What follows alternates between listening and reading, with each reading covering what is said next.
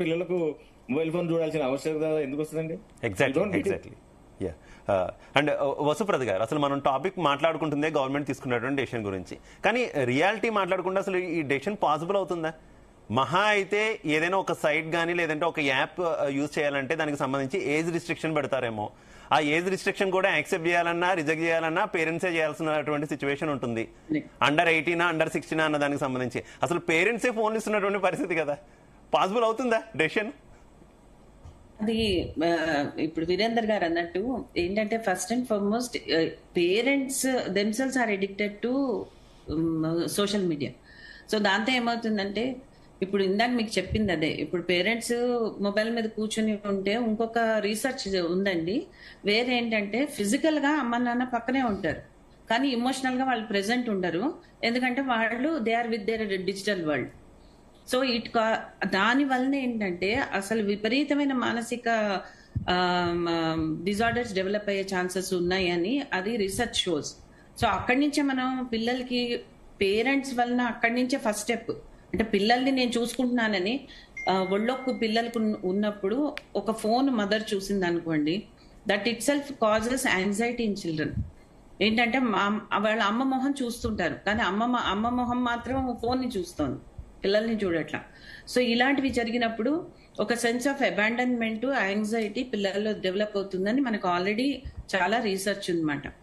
So మనం చిన్న నెలల పిల్లల నుంచి ఇలాంటి పేరెంటల్ బిహేవియర్ వాళ్ళు పిల్లలు గమనిస్తూనే ఉంటారు.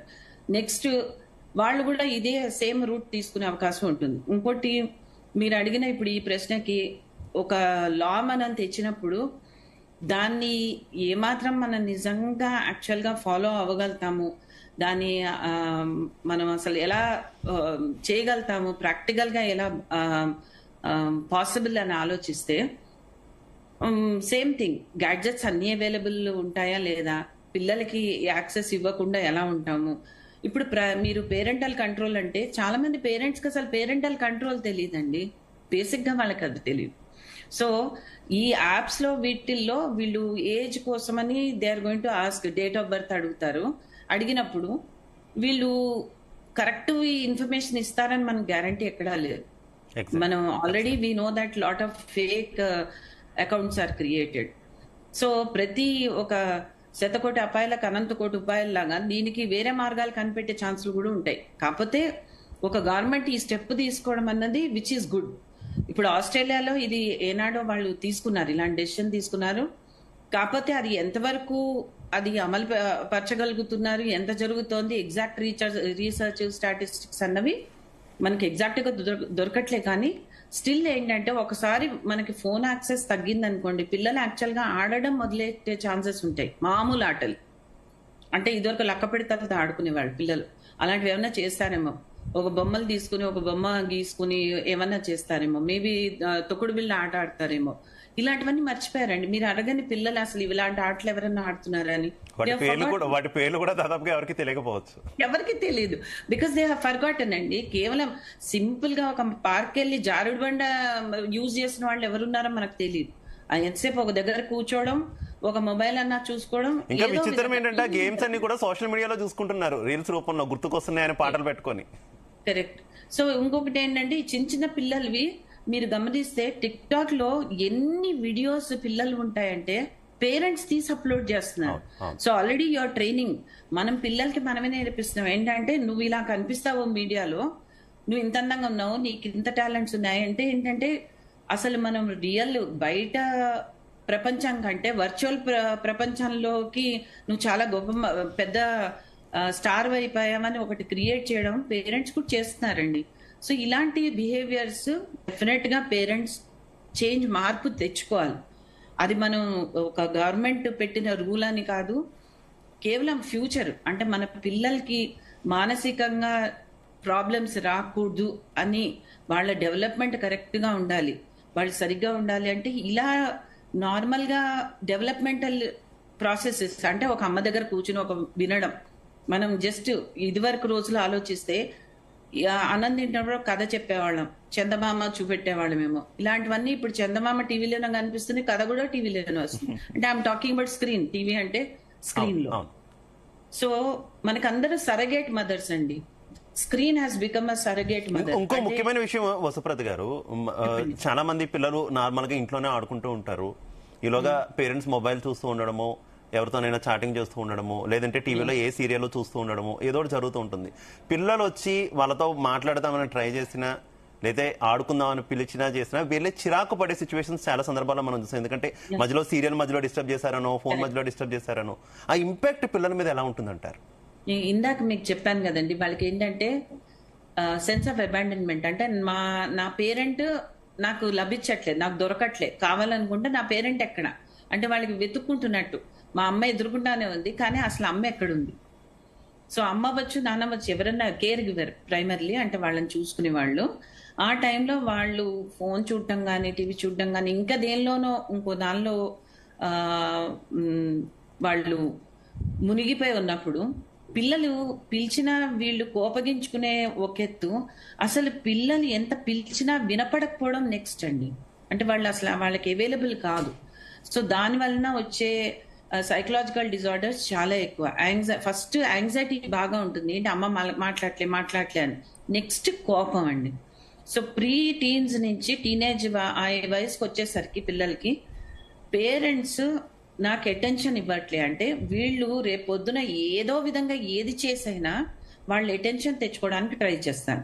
అది మంచి పని అయితే అవ్వద్దు. ఎందుకంటే మనం పిల్లలు ఏదైనా తప్పు చేసినప్పుడు గబగబా తిరిగి వెంటనే వాళ్ళని తిట్టడమో కొట్టడమో చేస్తారు.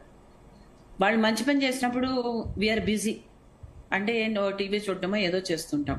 సో ఒక గ్లాస్ తీసి కింద పడేశారనుకోండి, వెంటనే రెస్పాన్స్ ఉంటుంది. సో పిల్లలు నేర్చుకునేది ఏంటి, నేను తప్పు చేసినప్పుడు నాకు చాలా రెస్పాన్స్ వస్తుంది, అంటే నా అమ్మ నాన్న నన్ను పట్టించుకుంటారు. సో వీళ్ళు నేర్చుకునేది ఏంటంటే ఇలా పేరెంట్స్ ఆక్యుపైడ్గా ఉండి వాళ్ళకి ఇవ్వవలసినంత అటెన్షన్ ఇవ్వకపోవడంతో పిల్లలు నేర్చుకునేది ఏంటంటే తప్పు చేస్తే అటెన్షన్ వస్తుంది అన్న ఒక లాజిక్ నేర్చుకుంటారు. దెన్ ఆ తర్వాత ఇంకొకటి లేదు, వాళ్ళు కూడా కంప్లీట్గా ఇదే ప్రపంచంలోకి వెళ్ళిపోయి నాకు స్క్రీనే నా ఫ్రెండ్, స్క్రీనే నా అమ్మ, స్క్రీనే నా నాన్న. సో వాళ్ళకి ఫోన్ అవ్వచ్చు, టీవీ అవ్వచ్చు, అలా ఈ నెట్వర్క్స్ ఏవో చూస్తారు పిల్లలు, వాళ్ళ ఛానల్సే. సో అలా కంటిన్యూస్ గా కళ్ళ ఆర్పకుండా చూస్తారండి. That is also leading to lot of eye problems. పిల్లలకి కళ్ళ ఆర్పరు, అంటే లిటరల్ గా అంత ఫ్యాసినేషన్ తో చూస్తున్నారు. ఎందుకు? వీళ్ళకి కావాల్సిందేదో ఆ వేరే వర్చువల్ వరల్డ్ నుంచి వస్తుంది, మనం చుట్టూ ఉన్న ప్రపంచం నుంచి రావట్లే పిల్లలకు కావాల్సినవి. సో దాన్ని మనం మార్చుకునే బాధ్యత కేవలం పెద్దవాళ్ళకే ఉంది. పిల్లలు ఎలా మార్చుకుంటారండి? పిల్లల్ని వాళ్ళకి తెలియదు, మనం ఏం నేర్పిస్తేనే వాళ్ళు అది నేర్చుకుంటారు. అంటే హెల్త్ ఇష్యూస్, అంటే మనం సైకలాజికల్ ఇష్యూస్ గురించి మాట్లాడుకున్నాం, హెల్త్ ఇష్యూస్, ఒబెసిటీ లాంటివి కూడా వచ్చే అవకాశం ఉంది కదా. ఎందుకంటే తినేటప్పుడు పిల్లలకి మొబైల్ ఇస్తూ ఉండడం వల్ల వాళ్ళు ఎంత తింటున్నారనేది వాళ్ళకి తెలియదు, వీళ్ళు ఏం పెడుతున్నారనేది వీళ్ళు క్లారిటీ లేని సిచ్యువేషన్స్ మనం చూస్తున్నాం. చాలా మందికి చిన్నతనంలోనే ఒబెసిటీ, ముఖ్యంగా ఇండియాలో ఎక్కువ అవుతున్నటువంటి పరిస్థితి, ఇది కూడా ఒక రీజన్ అనుకోవచ్చా దానికి? డెఫినెట్ గా అండి. అంటే ఏంటంటే ఇప్పుడు మనం ఇప్పుడు ఫర్ ఇన్స్టెన్స్ మీకు సింపుల్ ఎగ్జాంపుల్ చెప్తా. ఓ సినిమా చూస్తున్నాం, ఇంత పాప్కార్న్ ప్యాకెట్ పెట్టుకుంటాం, అసలు ఎప్పుడు తిన్నామన్నది మనకే తెలియదు. సో సిమిలర్లీ అది ఒక 2 యాక్టివిటీస్ జరుగుతుంటాయి, మనం దాన్ని చూస్తుంటే తింటూ ఉంటాం, తిన్న దాని మీద మనకి అటెన్షన్ ఉండదు. దాంతో ఏమవుతుందంటే అసలు దాని రుచి కానీ దాని టేస్ట్ కానీ బ్రెయిన్ లో సెటైటీ సెంటర్ అని ఉంటుంది. అసలు దాన్ని అంటే ఏంటంటే మనం తిన్నాము, ఆహా ఇది బాగుంది, నాకు నచ్చింది, నా కడుపు నిండింది అని సిగ్నల్ రావడానికి మనం అవకాశం ఇవ్వట్లా. ఎందుకు? అసలు మనకు అక్కడ ఏమి we are not present to it.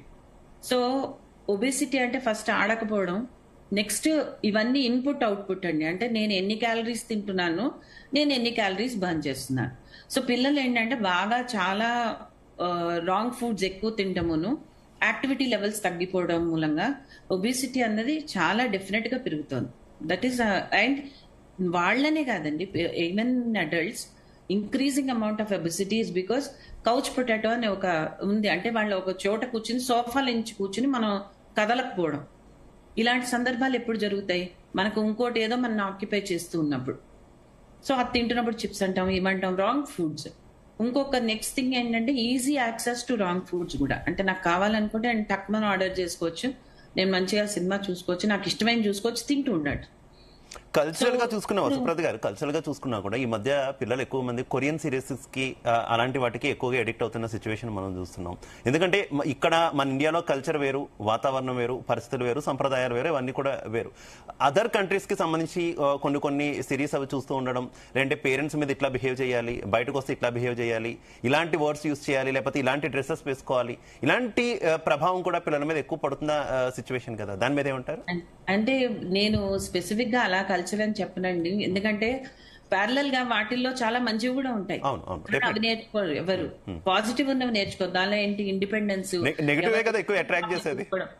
So ఇలా ఏంటంటే మనకి వీఆర్ ఆల్వేస్ ఏంటంటే మనకి నెగటివ్ అనేది చాలా చప్పున నేర్చుకుంటాం, వెంటనే వచ్చేస్తుంది.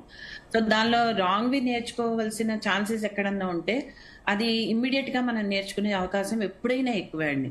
పెద్దలకైనా చిన్నలకైనా అంతే, సేమ్ థింగ్. అక్కడేం మనకి మార్పు ఉండదు. సో ఒక అసలు కంటెంట్ వీళ్ళకి ఏమొస్తుంది, దాన్ని ఎవరు మానిటర్ చేస్తున్నారు, మీరు ఎంత చూస్తున్నారు, ఆర్ దానికి ఆల్టర్నేటివ్ ఏంటి. ఇప్పుడు మనం వద్దు అని అది మానిపించేస్తే దాని ప్లేస్ లోకి మీరు ఏమిస్తున్నారు, దట్ ఈస్ ద క్వశ్చన్. ఇప్పుడు నేను ఒకటి మానిపించేస్తా, బట్ దాని ప్లేస్ లోకి మీరు ఏమి ఇవ్వగలుగుతున్నారు, మీరు ఏమిస్తారు, అది మనం అందరం ఆలోచించుకోవాల్సిన విషయం. వీళ్ళకి ఆటలు ఇస్తామా, పాటలు ఇస్తామా, వీళ్ళతో పాటు ఉండి టైం స్పెండ్ చేసే అంత ఓర్పు ఎవరికన్నా ఉందా, వీళ్ళ కథలు చెప్పి చదివిచ్చి ఒక కథ చదివి వినిపించేది ఉందా, లేకపోతే వీళ్ళని ఒక చిన్న క్లాస్ కి తీసుకెళ్దామా, లేకపోతే పార్క్ లో ఆడిద్దామా, ఇంత టైము, ఎనర్జీ, ఎఫర్ట్లు ఎవరు పెట్టగలదామని, ఎలా పెడదామని మనం డిసైడ్ చేసుకోవాలి. బికాజ్ వాళ్ళని ఎలా అంటే నువ్వు అవేమీ చూడకు, అట్ ద సేమ్ టైం నేను నీకేమి ఇవ్వను అని అంటే అది ఇంపాసిబుల్ అండి. ఎవరికైనా కూడా మనం ఒక బిహేవియర్ మార్చినప్పుడు ఆ బిహేవియర్ కి బదులు మనం ఏమిస్తున్నాం, దాని స్థానంలో ఏమిస్తున్నాం వీళ్ళకి, అది మనం ఎప్పుడు ఆలోచించుకోవాల్సిన విషయం. ఇది ఇట్స్ నాట్ సింప్లీ ఒకటి ఆపంగానే ఒకటి వెళ్ళిపోతుంది, మాయమైపోతుంది, అన్ని తర్వాత మంచి జరుగుతుందంటే చాలా మంది పేరెంట్స్ కి టైం ఉండట్లేదు, ఈ జాబుల వల్ల వాటి వల్ల టైం ఉండట్లేదు అనేది ఒక ఇష్యూ అయితే, టైం ఉన్న పేరెంట్స్ కి పేషెన్స్ ఉండట్లేదు, మెయిన్ అది కూడా ప్రాబ్లం అవుతుంది కదా. ఒకప్పుడు అన్నం తినిపించాలి అంటే తల్లి ఎంతో చక్కగా కథలు చెప్తూనో, చందమామ రాడని తెలిసినా కూడా వస్తాడని చెప్పో ఇంకొకటి చెప్పో తినిపించేవాళ్ళు. రాత్రి పడుకున్నప్పుడు పేరెంట్స్ దగ్గర, కాకపోతే గ్రాండ్ పేరెంట్స్ దగ్గర, ఎవరో ఒకరి దగ్గర పడుకుంటే వాళ్ళు వాళ్ళ జీవితాల్లో ఉన్న విషయాలు లేకపోతే ఇంకోటో కథల రూపంలో చెప్పి చక్కగా పడుకోబెట్టే పరిస్థితి. ఇప్పుడు ఆ సిచ్యువేషన్ ఉందా? ఇప్పుడు మనం సోషల్ గా ఆలోచిస్తే, సాంఘికంగా చూసినా అండి, అలాంటి సిస్టమ్స్ మనకు తక్కువ కదా, కనిపించేవే తక్కువ, అలా సిస్టమ్స్ ఉండడమే తక్కువ. కాక both the parents most of the time working అనండి, వర్కింగ్ కాకపోయినా ఇంకేవో ఆబ్లిగేషన్స్ ఉంటాయి సాధారణంగా మీరు చూస్తే. ఇంకొక నెక్స్ట్ థింగ్ ఏంటంటే, అమ్మలు సీరియల్స్ చూసారు అంటే వాళ్ళకు కూడా సేమ్ పరిస్థితి. వాళ్ళు సీరియల్స్ ఎందుకు చూస్తున్నారు, వాళ్ళకి వేరే ఇంట్రెస్ట్ ఏమున్నాయి, అసలు వేరేవి ఏమన్నా మనం ఇవ్వగలుగుతున్నామా, వాళ్ళు హాబీస్ ఎలా డెవలప్ చేసుకోవాలి, వాళ్ళు క్రియేటివ్ గా ఎలా ఉండాలి, ఇలాంటివన్నీ కొంచెం డెఫినెట్ గా వాళ్ళకి ఆ ఇన్పుట్స్ అవసరం అండి. అంటే ఈ ఎడిక్షన్ అన్నది అందరికి ఒకటి. నేను ఇప్పుడు ఒక 5 గంటలు రోజు టీవీ చూస్తున్నాను అనుకోండి, 5 గంటలు ఎలా వెళ్ళిందో నాకు తెలియని కూడా తెలియదు, కానీ ఆ టైంకి నేను వెళ్ళి చూడాల్సిందే, తప్పదు. So I'm just saying that మనం రీల్స్ ఇప్పుడు మీరు చూసారనుకోండి, ఇలా స్వైప్ చేస్తూనే ఉంటారు, ఆ వేలు ఇలా వెళ్తూ ఉంటుంది. అది ఎందుకు చూస్తున్నారు, దాని పర్పస్ ఏంటి? ఇంకొకటి ఆల్గరిథమ్స్. మనం ఒక 2 సార్లు ఏదన్నా ఒకటి చూసాం అనుకోండి, సేమ్ కంటెంట్ మనకు వస్తూనే ఉంటుంది. సో దాని నుంచి మనం తప్పించుకోవడానికి మనకి అవకాశం కూడా చాలా తక్కువ. ఎందుకంటే నాకు కుక్కలు ఇష్టం అనుకోండి, ఇక ఆ కుక్కలకు సంబంధించిన రీల్స్ వందలాది వస్తాయి మనకి. సో ఇలా ఏంటంటే పిల్లలనండి, పెద్దలనండి, మనం అవేర్నెస్ డెవలప్ చేసుకోవడం, మైండ్ఫుల్నెస్. సో వీటిలన్నిటికీ ఏంటంటే మైండ్ఫుల్నెస్ ఈటింగ్, మైండ్ఫుల్నెస్ లివింగ్, ఇలాంటివన్నీ మొడాలిటీస్ చాలా ఉన్నాయి. ఇంకొకటి డిప్రెషన్, యాంగ్జైటీ లాంటివి ఉన్నప్పుడు కొంతమంది పేరెంట్స్ విషయం చూస్తే, వసుప్రత గారు, కొంతమంది పేరెంట్స్ విషయం చూస్తే, ఎస్పెషల్ ఇంట్లో ఉన్న వాళ్ళది సిచ్యువేషన్ చూస్తే, పిల్లలకి మొబైల్ ఇవ్వడం తప్పు, మేము మొబైల్ ఇవ్వట్లేదు, చాలా స్ట్రిక్ట్ గా ఉంటాము, కానీ మేము సీరియల్స్ చూస్తూ ఉంటాం, మాతో వాళ్ళు సీరియల్ చూసినా పర్లేదు, సినిమా చూసినా పర్లేదు. కరెక్ట్. అది కదా, అంటే మనం ఏంటంటే రూల్స్ పిల్లలకి పెడుతున్నాం, కానీ మనం రూల్స్ పాటించే ఇంట్రెస్ట్ కానీ అదే డిసిప్లిన్ కానీ మనకు లేదు. సో మనం అసలు ఏం నేర్పిస్తున్నాం పిల్లలకి? సో అలా ఏంటంటే పిల్లల్ని కంట్రోల్ చేయాలనుకుంటున్నాను తప్పితే వాళ్ళని కరెక్ట్ వేలో పెట్టాలని అనుకోవట్లేదు. అనుకోవట్లేదు. సో అది ఇప్పుడు నేను నెక్స్ట్ అంటున్న పాయింట్ ఏంటంటే ఇప్పుడు చాలా సార్లు కొంచెం మానసికంగా ఏమన్నా వేరియేషన్స్ ఉన్నా ఏంటంటే కొంచెం డిప్రెసింగ్ ఫీలింగ్ ఉందనుకోండి, ఒక స్క్రీన్ వాళ్ళకు కంఫర్ట్ జోన్ లో అయిపోయి అది అలా గంటల తరబడి చూస్తారు. అది వాళ్ళు ఏం చూస్తున్నారో వాళ్ళకే తెలియదు. కాకపోతే ఏమవుతుందంటే దీని వలన వాళ్ళు అసలు కావాల్సిన హెల్ప్ వాళ్ళు తెచ్చుకోరు.